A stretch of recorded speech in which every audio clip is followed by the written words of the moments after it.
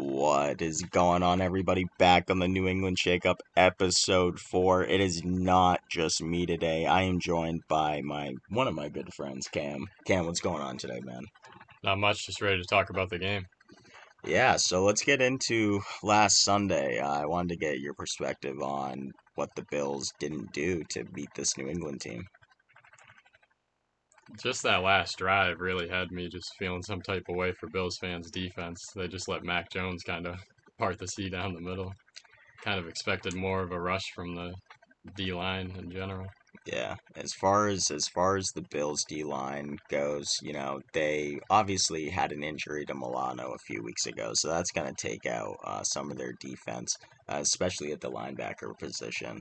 But Buffalo just doesn't have a lot of consistency right now. Doesn't really look like they're one of those top contenders of the past years.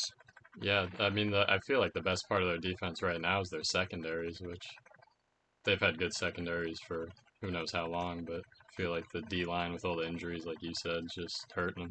Yeah, the secondary's always been a very big strong suit for them, especially having Micah Hyde, Jordan Poyer over the previous years, and losing Tre'Davious White 2 weeks into the season.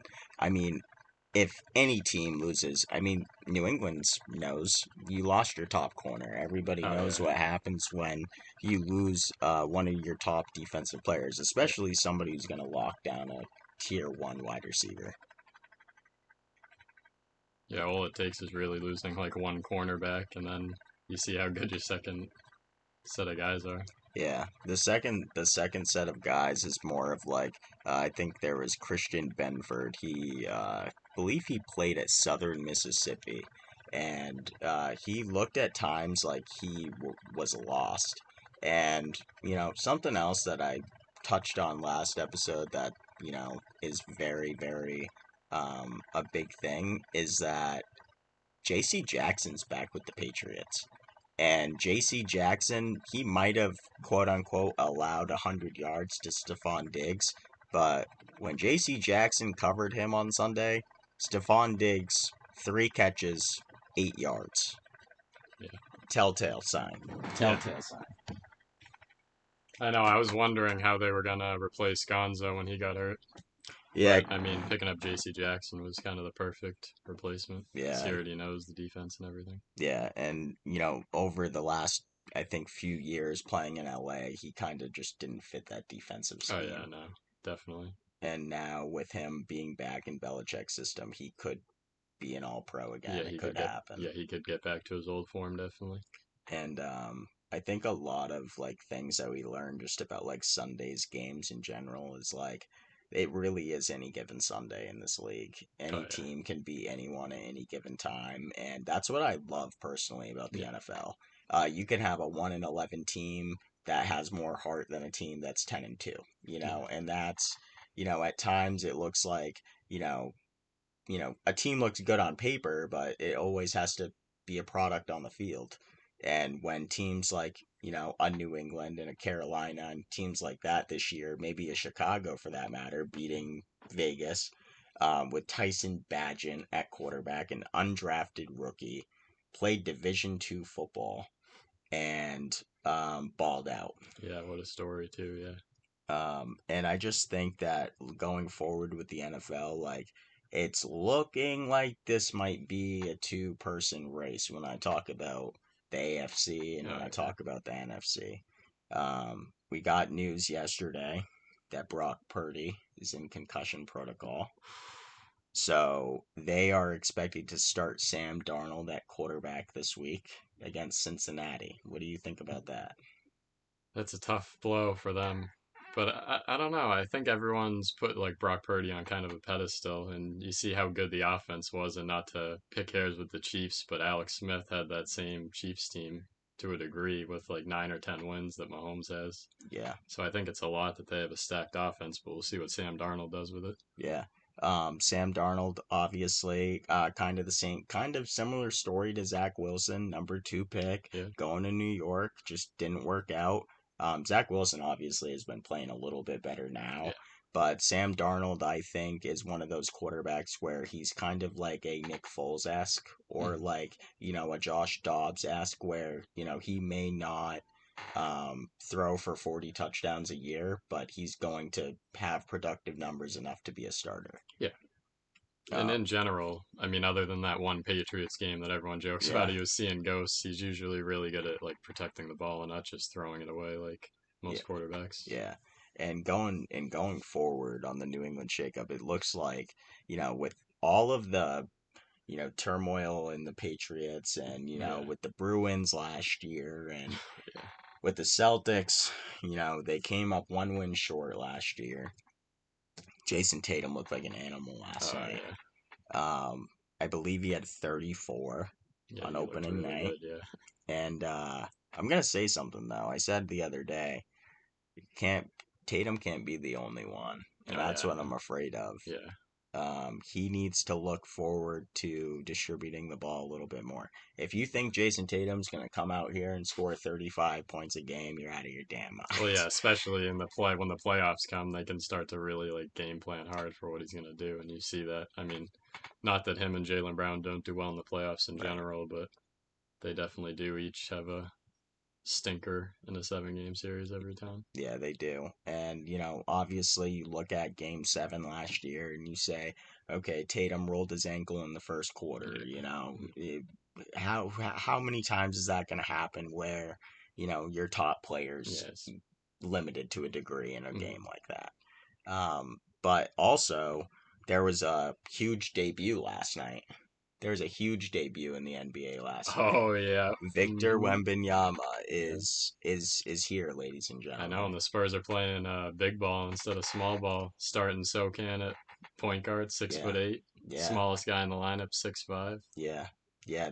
That's definitely something that's really cool. Sohan always, even his time at Virginia, was always a very good passer, Yeah. like always. And with Pop seeing that skill, I'm thinking like, okay, you have a 6'8" point guard, you got a Yeah. 6'5" shooting guard. That's Mm. probably your smallest player, but Yeah. he's also probably your Your best best scorer. defender Yeah. and Oh best yeah. scorer in Yeah. Devin Vassell. You know what I mean? So it's just looking like they have to build around this kid, but I Mhm. think at the same time they can't say championship. Like Oh yeah, yeah. No, yeah, definitely. they can't expect this kid to be a LeBron James. Oh yeah, Um, I don't think yet. I think yeah. if you give the kid 2 or 3 years to develop his body, then he's gonna turn into something Mhm. magnificent. Yeah. Or try. I mean, I know Popovich hoards all of his picks, but trade some picks and players away for somebody else, even Yeah, like a sixth man, like a Jordan Clarkson or yeah, somebody like that could really like elevate the team too. yeah. As far as like just like I guess the intel that you can bring as far as being a Spurs Oh yeah.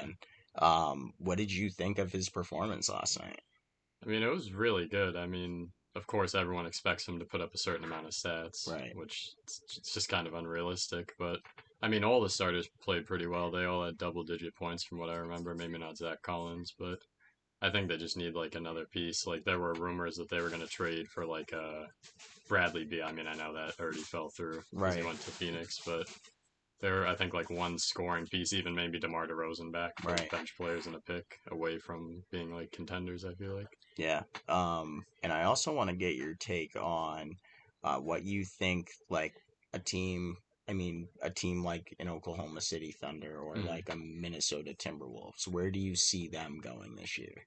Oh, I could definitely see the Thunder at least making the playoffs, if not going a little bit farther. And they're a team that has like so much draft capital too that I Right. feel like they could trade if they really wanted to, like all their picks away for like two or three stud players. But I don't think they're going to. I think they're just gonna see what they can do with drafting, like how the Celtics did with Tatum and Brown and all that. Yeah, and it's looking like Oklahoma City looking for a prime year. They were in the play-in last year.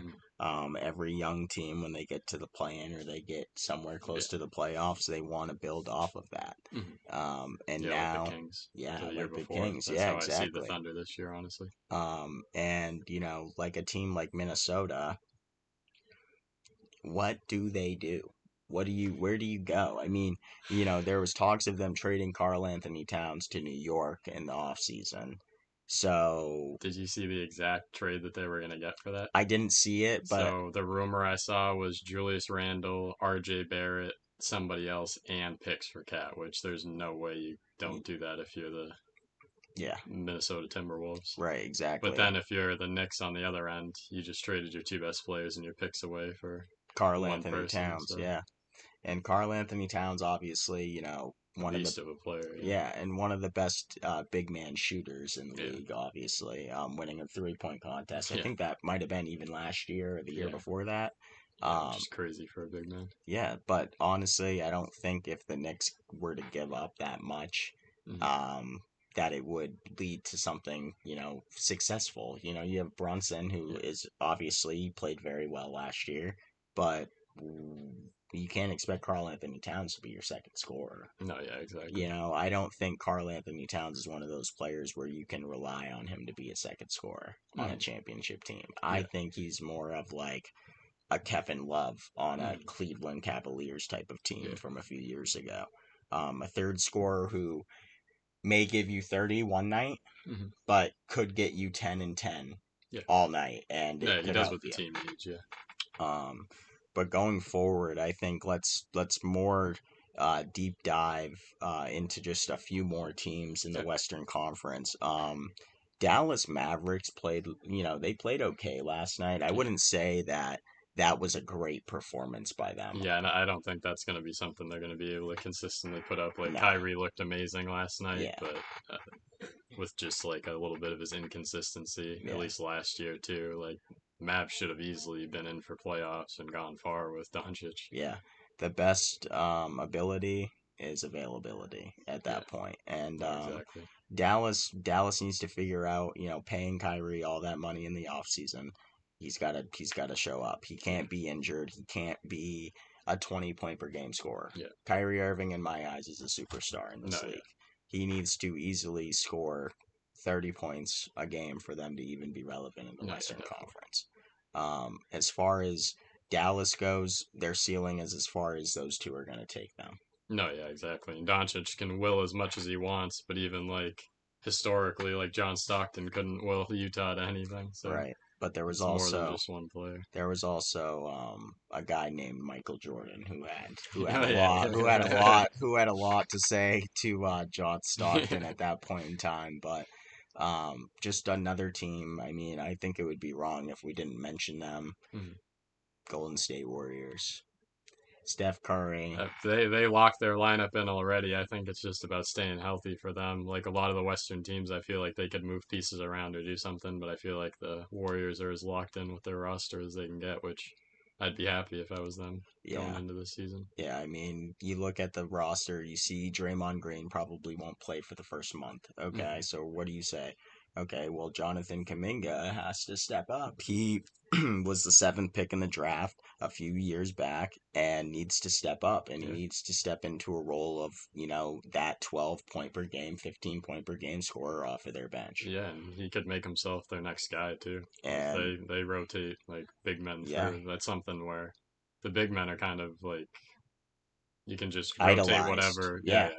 yeah, the Like big, even the Spurs, like starting Zach Collins, like yeah. he was like a third string for Portland. Right, and we remember the Golden State team with like Durant and Yeah, Thompson. They Bogut. had Yeah, like Bogut and I think Zaza Pachulia yeah, playing yeah, center. So I think that system alone is just based off of how good those centers screen. yeah, If you have a good center who can screen very well, yeah, they're gonna get open.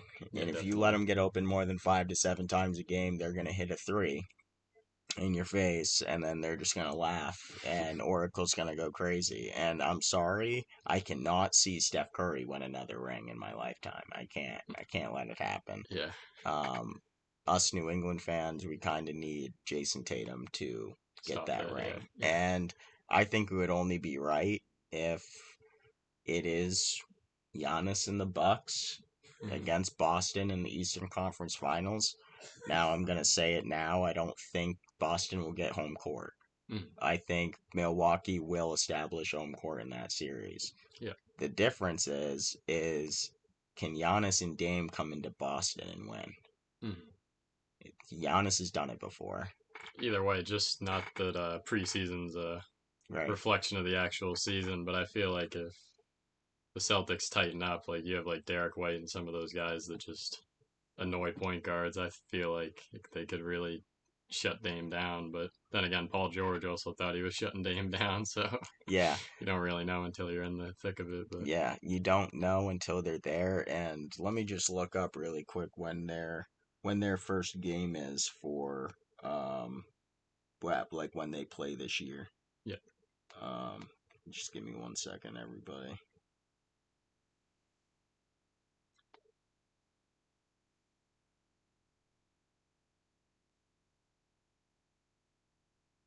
Okay, so the Celtics play the Bucks the first time this year on November 22nd at 7:30 p.m. It's going to be in Boston.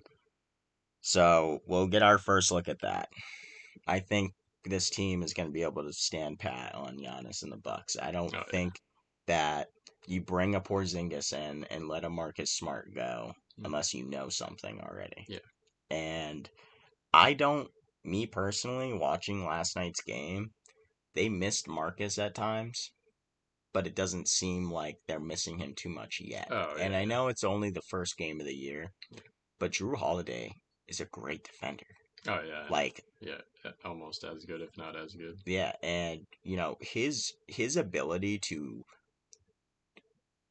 keep his shoulders square Oh when yeah, he's like when yeah, in the some big stance. man's trying to post him up or something, Mm, and how strong he is at yeah, 6'4". Marcus was strong. mm, I saw Drew Holiday hold Mitchell Robinson yeah, in and the play. post last Yeah, night. And Mitchell Robinson, if anybody doesn't know who Mitchell Robinson is, Mitchell Robinson is 7'1" and 290 pounds and plays for the Knicks.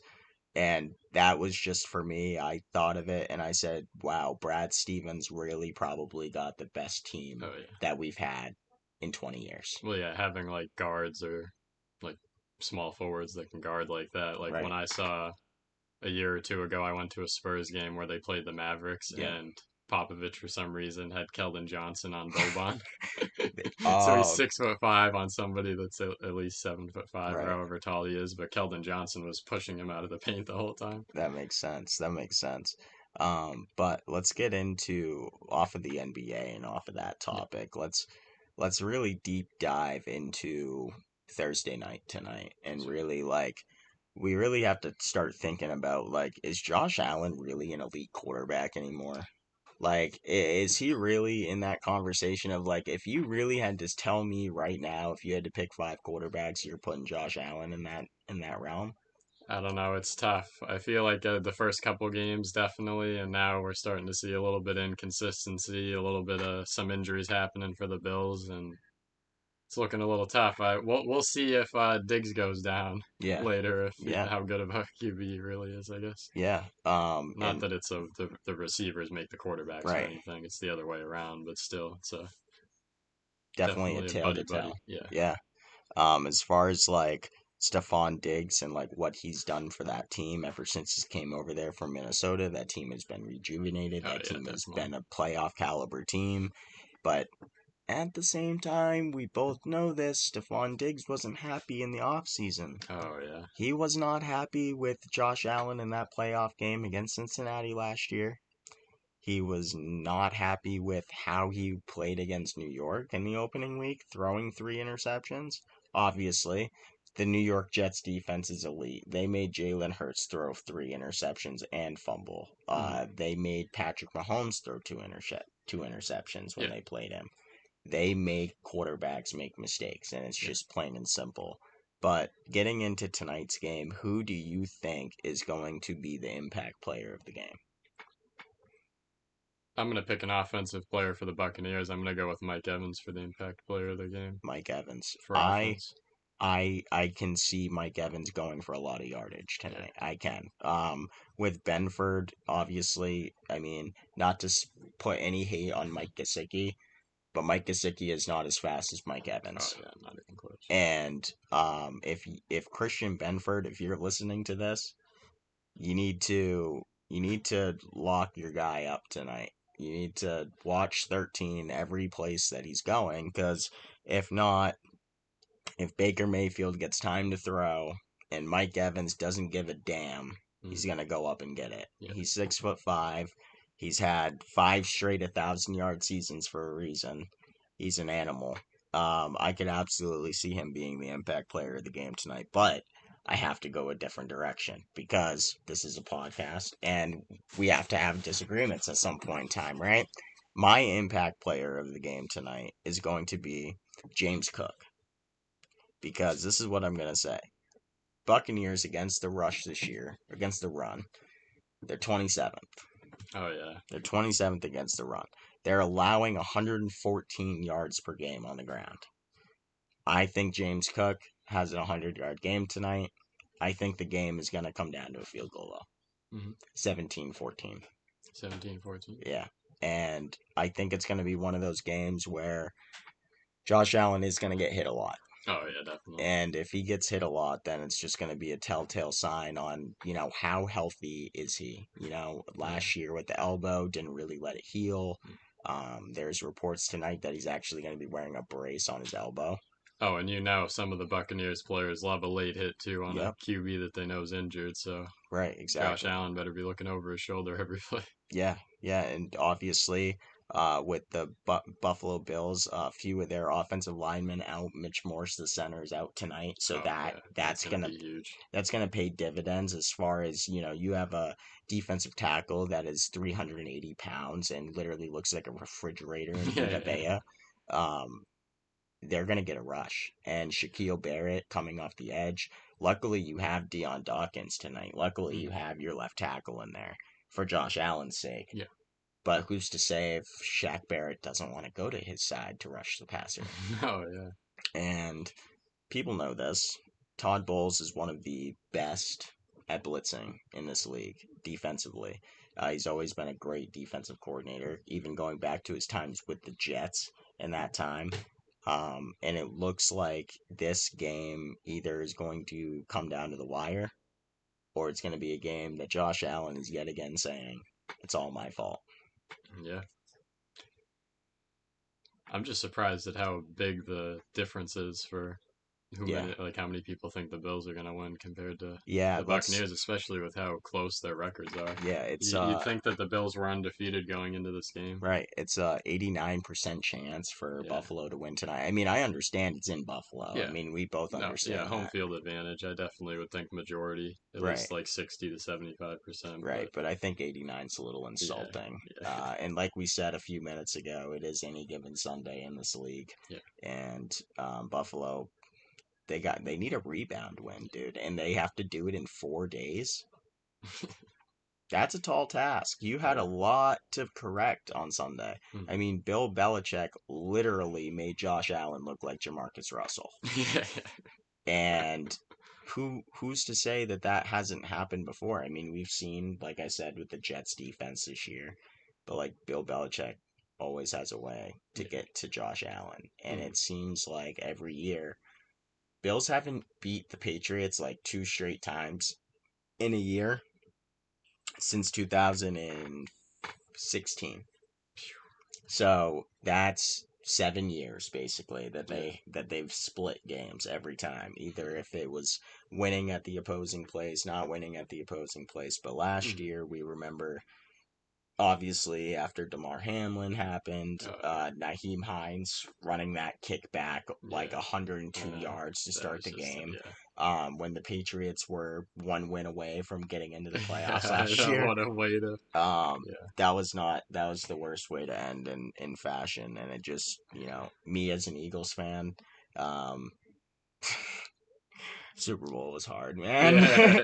And getting back to like where I think, the lines tonight are really weird. Yeah. Everything tonight is like a 50-50 shot. If you're listening to this, if anybody is sports betting out there, take the unders on everything. It's Yeah. a Definitely. Thursday night game. You don't want to pick an over for somebody like a Gabe Davis or somebody like a Devin Tompkins, who's, his over tonight is like 7.5 yards for a reception, but the kid hasn't played since week 1.